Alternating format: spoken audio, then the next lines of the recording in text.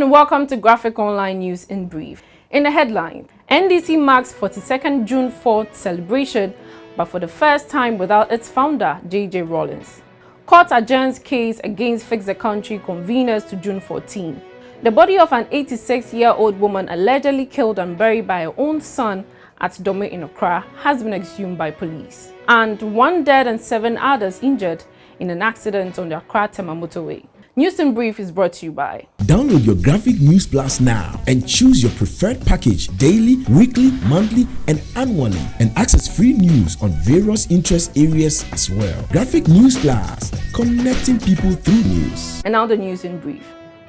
The National Democratic Congress has for the first time marked the annual June 4th uprising without its founder, late former President Rawlings, at a ceremony in Accra on Friday, June 4.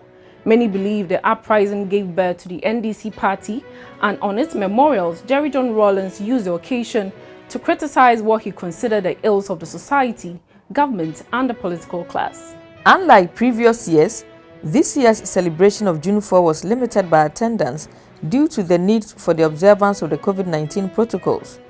Dignitaries present included Dr. Zenato Rawlings, MP and daughter of the leader of the uprising, former Accra Mayor and MP for Ablikuma South constituency, Alfred Okovandapoy, and an aspirant flag bearer of the party, Professor Joshua Alabi.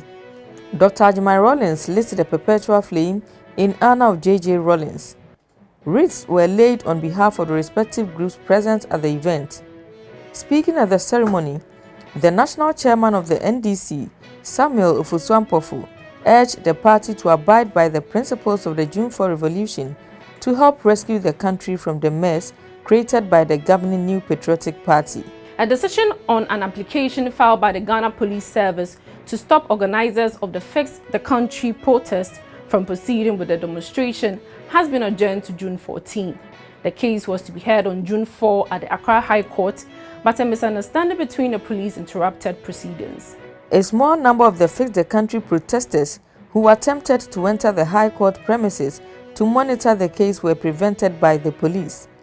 The group, ahead of the court hearing, had in a statement called on sympathizers to embark on a march from the Trades Union Congress premises to the Criminal Division of the High Court as a sign of solidarity. However, the police were at the TUC premises to scuttle it. One of the conveners explains the development at the court premises. At that point, they realized, so that's basically what happened. It was just first of all, in the morning, we're supposed to meet at TUC. The police went there in their numbers, they gathered there in their numbers to wait for us. I don't know what they thought was going to happen. At 4 a.m., they were at TUC waiting for us to do what? When people need the police, you're calling them because some armed robbers are in your house, they can't even turn up. But Nyamabi said, yeah, they've managed to find the time and the energy and the resources to gather themselves. Look at us. How many of us are there? Why do you need that level of aggression at the gates when we've been called to come to court? When we got to the gate, as soon as we got to the gate, of course, because of our t-shirts, they knew who we were. So they said, oh, Fix the Country, you can't come in. So we said, first they said, stand back. So we said, oh, okay. So we thought they just wanted to engage. And they said, you can't come in. Then we said, why can't we come in? He said, no, because you're not allowed in. And he said, but we've been asked to come to court. So how can you tell us that we can't come in? So then I said, okay, I'm taking my phone out. I'm going to do a video. I want you to repeat what you just said on video. So I decided to do a Facebook Live. So while taking that video, and then he said, why are you? Then he took the phone. And of course, you saw him trying to drag me. I was trying to get the phone out of my hands. And then just telling us that we can't come in. We need to get our lawyers. At that point, they realized, so that's basically what happened. The head of operations unit at the Accra Regional Police Command, ACP Kwesi Ofori, responded to the claims made by the conveners. People should not come en masse, and that individually they can come in to the court. But looking at the premises, the police are here, one, to provide adequate security for the court building and all the other courts therein. So, coming en masse with placards, flags, and other paraphernalia, among other things, may mar the beauty and ethics of the court. In view of this, my men on the ground decided, among other things, that they could leave those placards, they could leave the flags, and then also, limit that militancy and go to the court as individuals. So that was the position of the police. The police have exhumed the body of an 86-year-old woman believed to have been killed and buried by her son, Benjamin Kofi Yeboah, at Dome-Kwabenya in Accra.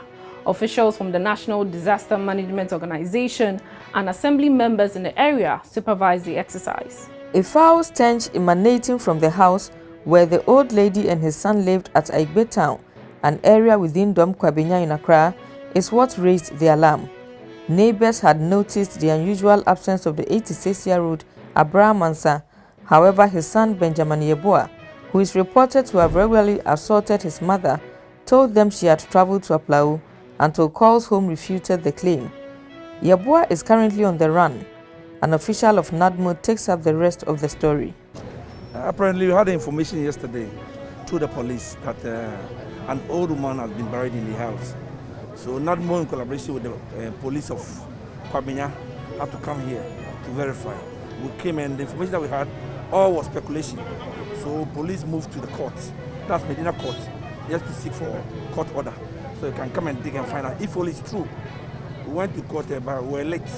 This morning, we've been given the high powers to come with the police and do the digging. So NADMO, in collaboration with the Kwabenya Police Command and the environmental of Kwabenya, we are here. We've dug the ground and we found the body. So it's true. It was not a mere speculation. One person has died and 7 others injured in an accident on the Accra-Tema Motorway on Friday, June 4. The accident was the result of a head-on collision involving a fuel tanker and 2 other vehicles. 3 people were said to be in stable condition, while 3 are in critical conditions. The incident is said to have occurred at about 6:04 Friday morning. The vehicles involved in the accident are a MAN diesel tanker with registration number AS811311, a Hyundai H100 with registration number GT376616, both of which are totally damaged, and the Benz Sprinter bus with registration number AW182114, which is partially damaged. The injured were taken to the Tema General Hospital for treatment, while 1 person has been arrested. Thank you for watching. We will see you again on Monday with another edition. Stay safe and protect yourself from COVID-19. For more news, visit graphic.com.gh or log on to Facebook at Daily Graphic and on YouTube at GraphicDH. I am Juliet Echa Safo. Subscribe now.